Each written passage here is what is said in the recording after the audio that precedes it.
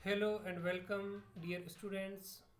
आज हम आधुनिक भारत के प्रश्न पत्र में धार्मिक और सामाजिक सुधारों की कड़ी में महर्षि दयानंद सरस्वती के बारे में पढ़ेंगे। महर्षि दयानंद सरस्वती जिन्होंने आर्य समाज की स्थापना की। आर्य समाज तब से लेकर के अब तक भारत के विभिन्न क्षेत्रों में अपनी विभिन्न भूमिकाएं निभा रहा है। आज के इस टॉपिक में हम देखेंगे कि दयानंद सरस्वती ने समाज और धर्म को सुधारने के लिए क्या प्रयास किए और उन प्रयासों में आर्य समाज की क्या भूमिका है। तो आइए आज का टॉपिक शुरू करते हैं, महर्षि दयानंद सरस्वती और उनका आर्य समाज।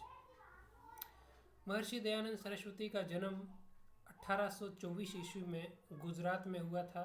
एक ब्राह्मण परिवार में हुआ था और इनके जो परिवार वाले हैं वो धार्मिक दृष्टिकोण के व्यक्ति थे और मूर्ति पूजा में गहन आस्था रखते थे और वो शिव के परम भक्त थे। उनके जीवन का जो प्रसंग है गृह त्याग का, वो इस प्रकार से है कि एक बार जागरण में शिव का जो शिवलिंग है उस पर प्रसाद चढ़ाया हुआ था और उसको चूहा खा रहा था। तो दयानंद के या उसका जो बचपन में मूल नाम मूल शंकर था, उस मूल शंकर बच्चे के मन में यह प्रश्न उठा कि जो भगवान अपने स्वयं की पूजा प्रसाद की रक्षा नहीं कर सकते, वो दूसरे लोगों की क्या रक्षा करेंगे। यह दिमाग में जब प्रश्न आया तो उसने उस प्रश्न का समाधान ढूंढने के लिए कि वास्तव में शिवलिंग क्या है, उसकी पूजा क्यों करते हैं और धर्म का मूल तत्व क्या है, उसको समझने के लिए उन्होंने 1859 ईस्वी में घर छोड़ दिया और वो मथुरा गए, जहाँ पर उनको स्वामी विरजानंद मिले और उन्होंने स्वामी विरजानंद से दीक्षा ली और उन्होंने धर्म के मूल को समझने का प्रयास किया।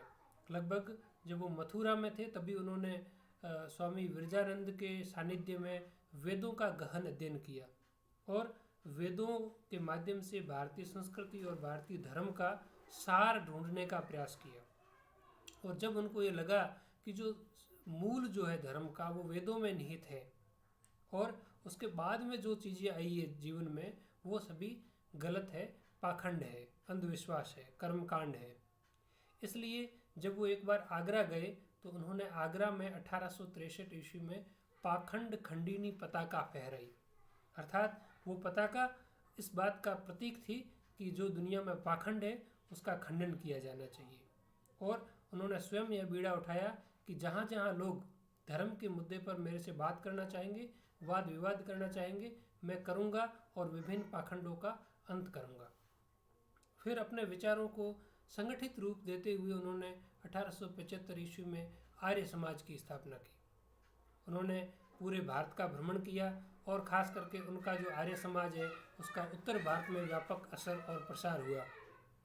बाद में उन्होंने अपने सभी विचारों को एक ग्रंथ में लिखने का प्रयास किया और उस ग्रंथ का नाम है सत्यार्थ प्रकाश। इस ग्रंथ का बहुत सारा अंश राजस्थान में लिखा गया और वाराणसी में ये प्रकाशित हो पाया। राजस्थान में भी दयानंद सरस्वती कई बार आए। उनका जोधपुर राजघराने से भी संबंध रहा और जोधपुर राजघराने में उस समय जसवंत सिंह थे और उनकी जो एक नन्ही जान करके वेश्या थी या उनके दरबार में जो एक सेविका थी, उस नन्ही जान ने जसवंत सिंह के कहने पर स्वामी दयानंद सरस्वती को जहर दे दिया और अजमेर में उनकी 1883 ईस्वी में मृत्यु हो गई। कहा जाता है कि दयानंद सरस्वती के पास में शरीर की इतनी योग विद्या थी कि उनको 17 बार जहर दिया गया, कोई प्रभाव नहीं पड़ा। लेकिन इस बार जो जहर दिया गया था वो उसमें कांच के टुकड़ों को पीस करके दिया गया था, तो वो बच नहीं सके और 1883 ईस्वी में उनकी मृत्यु हो गई। इनके जीवन परिचय के बाद में हम देखते हैं इनके द्वारा स्थापित आर्य समाज के मूल सिद्धांत क्या थे। आर्य समाज की स्थापना 10 अप्रैल 1875 को मुंबई में की। वो मुंबई में एक धर्म के वाद विवाद में गए थे और वहीं पर उन्होंने आर्य समाज की स्थापना की। कुछ इतिहासकार इसे काठियावाड़ में स्थापित बताते हैं, लेकिन अधिक प्रमाणिक तथ्य यह है कि 10 अप्रैल 1875 को मुंबई में आर्य समाज की स्थापना हुई। आर्य समाज के 10 मूल सिद्धांत माने जाते हैं जिनका पालन प्रत्येक आर्य समाज को करना पड़ता है। उनके मूल सिद्धांतों में है वेद सर्वोच्च है। दयानंद सरस्वती वेदों को ही एकमात्र प्रमाणिक ग्रंथ मानते हैं। वेदों के अलावा जो भी आरण्यक है, उपनिषद है, पुराण है, इन सभी को वो प्रमाणिक नहीं मानते और उनको पूरी पूरी खारिज कर देते हैं। इसलिए उनका यह नारा था, वेदों की ओर लौट चलो।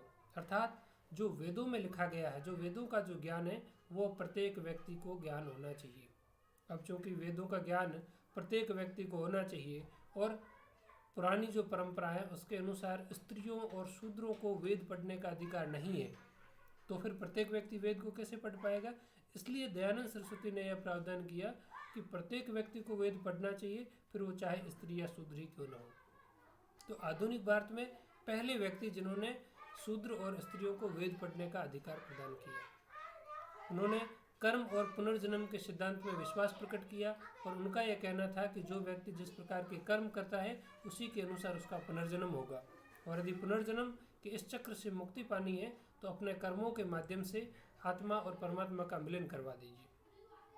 उन्होंने सभी पुराणों की निंदा की और कहा कि इसको ठग लोगों ने लिखा है जो समाज में अपना प्रभाव जताना चाहते थे। उन्होंने हिंदू धर्म में व्याप्त बहुदेववाद, देवता एक से ज़्यादा है, वेदों में भी बहुत सारे देवताओं का जिक्र किया गया है, लेकिन अंत में वेदों में ये कहा गया है कि एकम सतम विप्रा बहुधा वदंती, अर्थात सत्य एक है। विद्वान लोग अलग अलग तरीक़ों से व्याख्या करते हैं। इसी को आर्य समाज के दयानंद सरस्वती ने अपना मंत्र बनाया कि देवता अलग अलग न है पर उनका एक ही सार है, इसलिए एक ही देवता की पूजा करनी चाहिए, बहुत सारे देवता वास्तविक नहीं है। जो कि बहुदेववाद का विरोध कर दिया तो मूर्ति पूजा का भी विरोध किया। मूर्ति पूजा के प्रश्न पर ही वो अपना घर त्याग करके गए थे। उन्होंने यज्ञ की परंपरा का भी विरोध किया, बलि प्रथा का विरोध किया, विभिन्न तीर्थ यात्राएं जो है उनका भी विरोध किया, और जो हिंदू धर्म में 16 संस्कारों की प्रथा है उसका भी विरोध किया, और ये कहा कि ये जितनी भी परंपराएं हैं ये सभी वैदिक काल में नहीं थी, इसलिए इसको समाज में अपनाने का कोई औचित्य नहीं बनता है। आर्य समाज का प्रचार और प्रसार धीरे धीरे उत्तर भारत के विभिन्न क्षेत्रों में होता गया, और इसी क्रम में वो जब लाहौर गए तो वहाँ पर 24 जून 1877 ईस्वी को उन्होंने लाहौर में आर्य समाज की शाखा स्थापित की। एक बार जब आर्य समाज के संस्थापक दयानंद सरस्वती बंगाल गए तो वहाँ पर वो केशव चंद्र सेन से मिले, और उस समय तक दयानंद सरस्वती अपने विचारों को संस्कृत के माध्यम से प्रकट करते थे, लेकिन केशव चंद्र सेन ने कहा कि यदि आप भारत के आम व्यक्ति तक पहुंचना चाहते हो तो आप संस्कृत की बजाय हिंदी का प्रयोग कीजिए। तब उन्होंने हिंदी का प्रयोग किया और जो सत्यार्थ प्रकाश पुस्तक लिखी वो भी हिंदी में लिखी, ताकि वो अपने विचारों को आम जन तक पहुंचा सके। 1893 में पंजाब में आर्य समाज है वो विभाजित हो गया, और उस विभाजन का जो कारण था वो था शाकाहार या मांसाहार। कुछ लोग थे जो मांस खाने में विश्वास रखते थे और कुछ लोग चाहते थे कि मांस न खाया जाए। तो जो लोग मांस नहीं खाना चाहते थे वो महात्मा समूह बन गया, और जो मांस खाने से परहेज नहीं करता था वो कल्चरल पार्टी या संवर्धित पार्टी बन गया। इस प्रकार से आर्य समाज दो भागों में बंट गया। इसके अलावा आर्य समाज के जो शिक्षा संबंधी योगदान है उसको अपन नेक्स्ट स्लाइड में पढ़ते हैं। दयानंद सरस्वती के अन्य प्रमुख विचार और उनके कार्य। दयानंद सरस्वती ने वर्ण व्यवस्था की संकीर्णता का विरोध किया। उन्होंने वर्ण व्यवस्था का विरोध दो आधारों पर किया। पहला कि वर्ण का आधार जन्म नहीं होना चाहिए बल्कि कर्म होना चाहिए, और दूसरा कि वर्णों के बीच में जो दीवारें हैं वो नहीं होनी चाहिए, वर्ण आपस में एक दूसरे से मिलने चाहिए और वर्ण परिवर्तन भी होना चाहिए। जो व्यक्ति यदि शूद्र वर्ण में जन्म लेने के बाद भी यदि विद्या अध्ययन का कार्य करता है तो भी उसको ब्राह्मण माना जाना चाहिए। और उन्होंने ऐसी संकीर्णता का विरोध किया। उन्होंने बाल विवाह का विरोध किया और बहु विवाह का विरोध किया। उस समय बड़े हिंदू जमींदारों में भी एक से ज़्यादा विवाह का प्रचलन था, इसका भी दयानंद सरस्वती ने विरोध किया। उन्होंने वैदिक शिक्षा देने के लिए पूरे देश में वैदिक स्कूल स्थापित करने का प्रयास किया, और उसी क्रम में उन्होंने लाहौर में दयानंद एंग्लो वैदिक कॉलेज 1886 ईस्वी में स्थापित किया। आज भी भारत के विभिन्न भागों में DAV दयानंद एंग्लो वैदिक स्कूल है, कॉलेज है, और उसमें वैदिक शिक्षा का पाठ जरूर पढ़ाया जाता है। जो आर्य समाज और वैदिक शिक्षा का जो मूल केंद्र है वो अभी गुरुकुल कांगड़ी हरिद्वार में स्थापित है। दयानंद सरस्वती का जो विचार है वो वैदिक सभ्यता से ज़्यादा मिलता जुलता है, इसलिए वो वेदों का मूल जो मंत्र है कृष्णांतो विश्वम आर्यम, इस बात में भी विश्वास करते हैं। इसका अर्थ ये है कि पूरे विश्व को आर्य बना दे। आर्य का मतलब होता है श्रेष्ठ। तो प्रत्येक व्यक्ति को श्रेष्ठ बना दे, पूरे विश्व को श्रेष्ठ बना दे, पूरे विश्व को आर्य बना दे। यह सिद्धांत वेदों में प्रकट किया गया है। दयानंद सरस्वती भी इस विचार के समर्थक थे और उन्होंने भारत में विभिन्न धर्म के आने के बाद में जो धर्म परिवर्तन हुए, खास करके इस्लाम और ईसाई धर्म आने के बाद में बहुत सारे लोगों का जबरन धर्म परिवर्तन किया गया। इसलिए दयानंद सरस्वती ने कहा कि कुछ लोग जिन्होंने हिंदू धर्म को त्याग दिया था क्योंकि हिंदू धर्म में बुराइयां आ गई थी, अब चूँकि हम सिर्फ वैदिक सभ्यता पर जोर दे रहे हैं इसलिए वो बुराइयां खत्म हो रही है और उन लोगों को वापस हिंदू धर्म में आ जाना चाहिए। और इस पूरे आंदोलन को उन्होंने शुद्धि आंदोलन का नाम दिया। अर्थात शुद्धि आंदोलन, घर वापसी आंदोलन। यानी आप पहले किसी कारणों से धर्म बदल करके दूसरे धर्म में चले गए हो, लेकिन अब चूंकि आपके धर्म में बदलाव आ गया है, आपके धर्म में जो कुरीतियाँ थी वो खत्म हो रही है, आपको पुनः वापस आना है। तो दयानंद सरस्वती ने अलग अलग जगहों पर शुद्धि आंदोलन के लिए बड़े यज्ञ आयोजित करवाए और जो धर्म छोड़ करके चले गए थे हिंदू धर्म को, जो इस्लाम या ईसाई धर्म में बदल गए थे, उनको वापस हिंदू धर्म में शामिल किया। तो इस प्रकार से उन्होंने एक हिंदू धर्म का दायरा बढ़ाते हुए, क्योंकि अभी तक हिंदू धर्म में जो धर्म बदल करके चले गए थे उनको वापस अपनाने की कोई प्रावधान नहीं था, लेकिन अब दयानंद सरस्वती ने शुद्धि आंदोलन के माध्यम से इसको भी लागू कर दिया।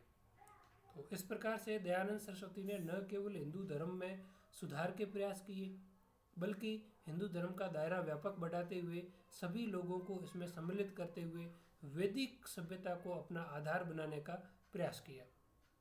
इसीलिए दयानंद सरस्वती के विचार आज भी भारत में प्रासंगिक है और इनके अनुयायी आर्य समाज की विभिन्न शाखाओं के माध्यम से दयानंद एंग्लो वैदिक या डीएवी कॉलेजों के या स्कूलों के माध्यम से आज भी पूरे देश में प्रचार और प्रसार कर रहे हैं। आज का वीडियो यहीं तक। नेक्स्ट वीडियो में हम किसी और अन्य सुधारक के बारे में पढ़ेंगे। तब तक अपना ध्यान रखिए और सुरक्षित रहिए। Thank you.